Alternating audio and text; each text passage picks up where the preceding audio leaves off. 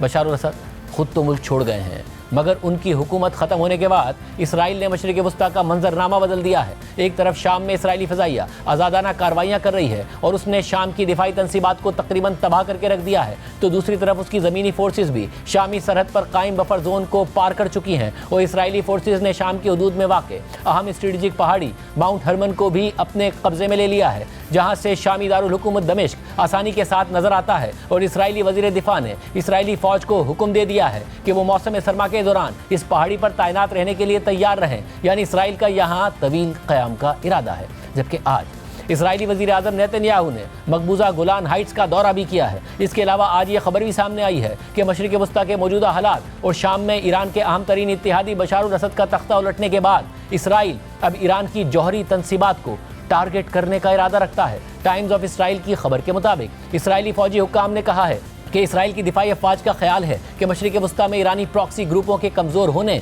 और शाम में बशार अल-असद की हुकूमत के ड्रामाई जवाल के बाद ईरान की जौहरी तनसीबात पर हमला करने का मौका मौजूद है और इसी वजह से इसराइली फ़ज़ाइया ईरान पर इस तरह के मुमकिन हमलों के लिए अपनी तैयारियों में इजाफा कर रही है। इसराइली फोर्सेस का ये भी मानना है कि ईरान लबनान में अपनी अहम प्रॉक्सी हिज़्बुल्लाह के कमज़ोर होने और शाम में असद रजीम के खात्मे के बाद अपने जौहरी प्रोग्राम को बढ़ा सकता है और अपने दिफा के लिए एक बॉम्ब तैयार कर सकता है। जुमेरात को इसराइली फ़ज़ाइया ने कहा था कि एक दिहाई से ज़ायद अरसे तक शाम की फ़िज़ाई हुदूद में ईरान की तरफ से हिज़्बुल्लाह को हथियारों की सप्लाई के खिलाफ जारी मुहिम के दौरान इसराइली फ़ज़ाइया शाम के फ़िज़ाई दिफा से बचते हुए कार्रवाई करती थी, लेकिन अब इसराइल ने शाम में मुकम्मल फ़िज़ाई बढ़तरी हासिल कर ली है। इसराइली फ़ौजी हुक्काम के मुताबिक शाम में फ़िज़ाई बढ़तरी से इसराइली फ़ज़ाइया को ईरान पर हमला करने के लिए महफूज रास्ता फराहम करने में मदद मिलेगी, जबकि फ़िज़ाई कार्रवाई की ये नई आज़ादी ईरान में मुमकिन हमलों के अलावा शाम में भी इसराइली फ़ज़ाइया को नए मौके फराहम कर सकती है। शाम की हालिया सूरत हाल से एक चीज़ वाज़ेह हो गई है कि गुज़िश्ता साल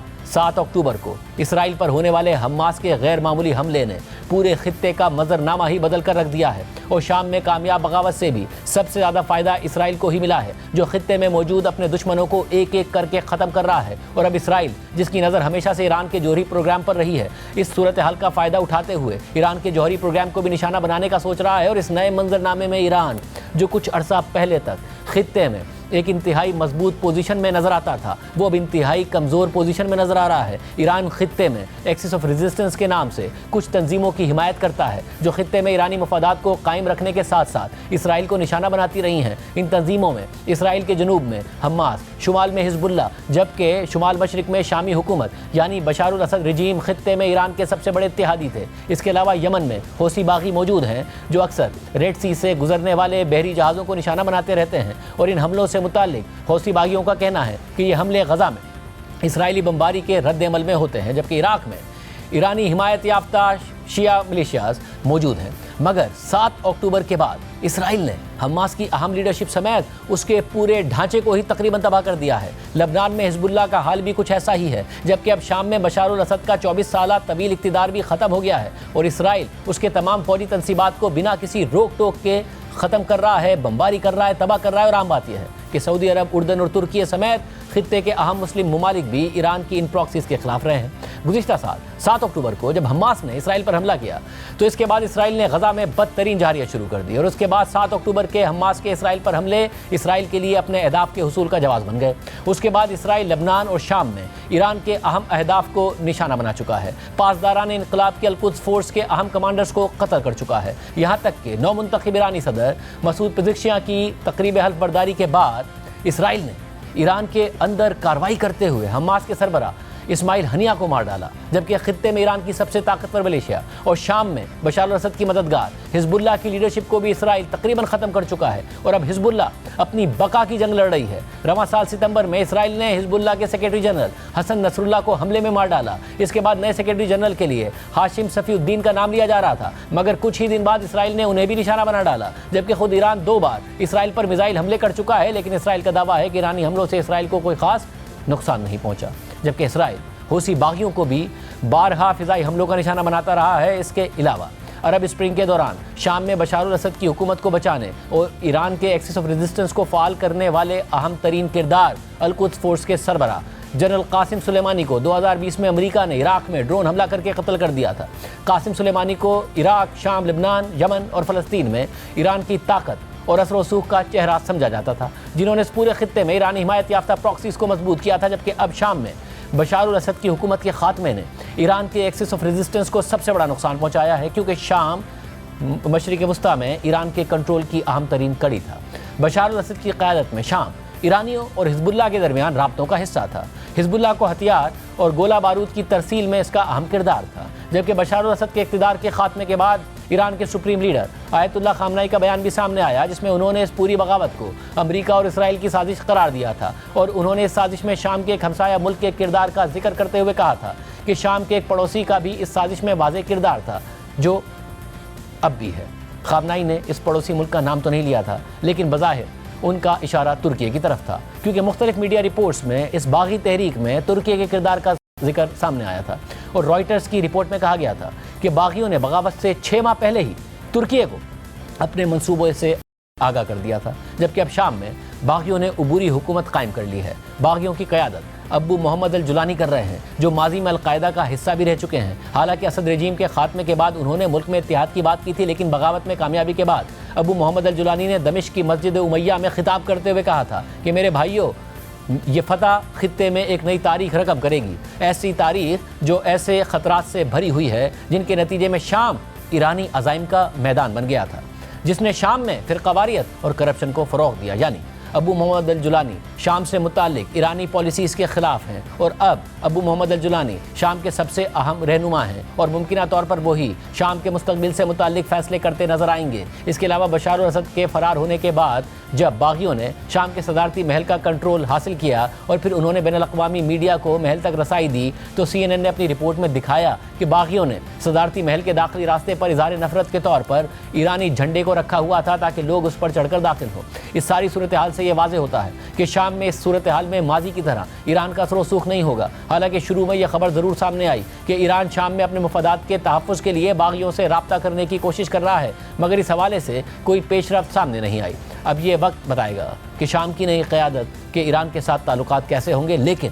53 سال طویل اسد رجیم کے خاتمے کے بعد شام میں لوگ کافی خوشی کا اظہار کر رہے ہیں، اور 13 سال طویل خانہ جنگی سے متاثر شامی مہاجرین بھی اپنے علاقوں میں دوبارہ لوٹ رہے ہیں، جبکہ شام سمیت دنیا بھر میں موجود شامی شہری اسد رجیم دور کے سرخ سیاہ اور سفید رنگ کے شامی جھنڈے کے بجائے باغیوں کے سبز سیاہ اور سفید جھنڈے کو لہراتے نظر آ رہے ہیں۔ آج دمشق کی تاریخی مسجد امیہ میں